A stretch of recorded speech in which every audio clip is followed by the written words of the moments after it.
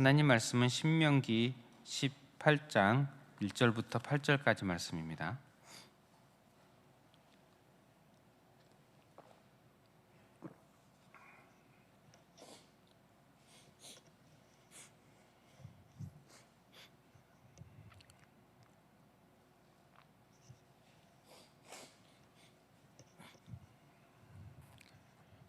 다 함께 봉독하겠습니다.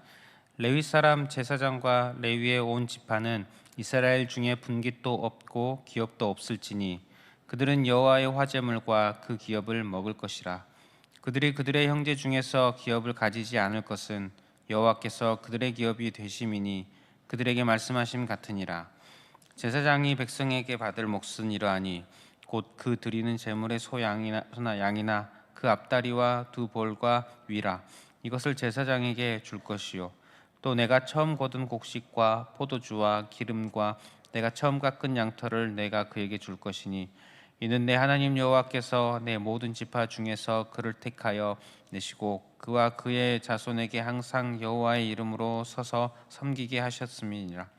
이스라엘 온 땅 어떤 성읍에서든지 거주하는 레위인이 간절한 소원이 있어 그가 사는 곳을 떠날지라도 여호와께서 택하신 곳에 이르면 여호와 앞에 선 그의 모든 형제 레위인과 같이 그의 하나님 여호와의 이름으로 섬길 수 있나니 그 사람의 몫은 그들과 같을 것이요 그가 조상의 것을 판 것은 별도의 소유이니라. 아멘.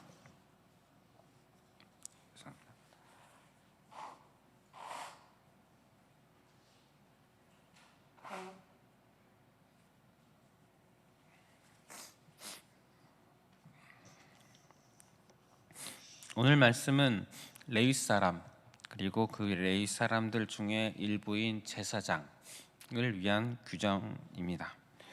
이스라엘 백성들이 이제 곧 가나안 땅에 들어가게 될 것입니다. 들어가게 되면 땅을 분배받게 될 것입니다. 그런데 레위 지파 사람들은 분배받지 못합니다. 1절에 보면 레위 사람 제사장과 레위의 온 지파는 이스라엘 중에 분깃도 없고 기업도 없을지니 땅을 분배받지 못합니다. 이 규정은 레위인이 구별되어 있음을 보여주는 규정입니다. 다른 지파들은 이스라엘의 다른 백성들은 토지를 기업으로 받는데 레위인은 받지 못합니다. 이것은 차별이 아니라 구별입니다. 레위인은 따로 구별되어서 맡은 일들이 있습니다. 5절에 보면 이는 내 하나님 여호와께서 내 모든 지파 중에서 그를 택하여 내시고 그와 그의 자손에게 항상 여호와의 이름으로 서서 섬기게 하셨음이니라. 그들은 성소의 일을 담당합니다. 후에 성전이 되죠. 하나님의 집입니다. 하나님의 집에서 하나님 앞에 늘 있어 하나님을 섬기는 그런 성소의 일을 담당하는 구별된 자들입니다. 그 자들에게 있어서 생존의 문제는 오직 하나님의 손에 달려 있습니다. 분배받는 것이 없다는 것. 당시는 토지 중심의 사회입니다. 토지가 그 수입과 재산의 가장 큰 부분을 차지한다고 할 수 있는 그런 시대입니다. 그런 시대에 토지를 받지 못한다면 어떻게 먹고 살 수가 있겠습니까? 살아간다는 것 자체가 참 쉽지 않은 일이 될 것입니다. 그런데 레위인들은 토지를 받지 못하고 살아갑니다. 어떻게 살아가는가? 1절 후반부에 보면 그들은 여호와의 화제물과 그 기업을 먹을 것이라.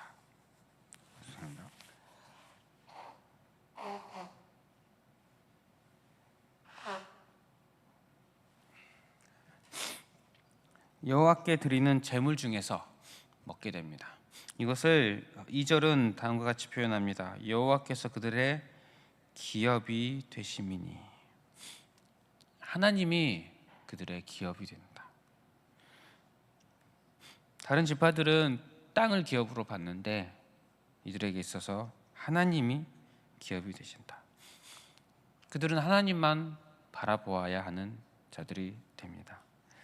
그들은 하나님만 바라볼 때에 하나님께서 그들의 삶을 책임지시는 것을 보게 됩니다. 그들의 생존은 하나님께 있습니다.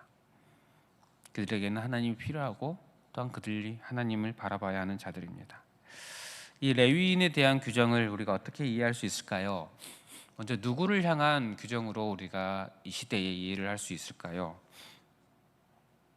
목회자로 이해하는 경우도 있습니다. 구약 시대 제사장을 목회자와 동일시할 수는 없습니다. 그런데 어느 정도 역할적인 측면에 있어서 목회자와 연결되는 그런 측면이 있기도 합니다. 하지만 목회자를 얘기하기보다는 모든 믿는 성도를 얘기하는 것이 더 적절해 보입니다. 왜냐하면 레위인 그리고 레위인 중에서 일부인 제사장들을 향한 규정. 제사장은 레위인들 중에 일부 아론의 자손들이 수행을 하게 됩니다. 다른 레위인들은 제사장이 되지 않는 다른 레위인들은 함께 제사장과 함께 성소의 운영을 지원하는 일이나 또 제사장을 보조하는 그런 임무들을 받게 됩니다. 오늘 본문은 제사장들만을 위한 것이 아니라 분명히 1절에 제사장과 그리고 레위 지파 사람들 모두를 위한 규정으로 나와 있습니다. 또한 베드로전서 2장 9절에 보면 그러나 너희는 택하신 족속이요 왕 같은 제사장들이요 거룩한 나라요. 우리가 영적으로 왕 같은 제사장이라고 성경에 이야기를 합니다. 따라서 이 말씀을 하나님의 백성이요 왕 같은 제사장인 모든 믿는 성도들에게 적용을 해 볼 수 있을 것입니다.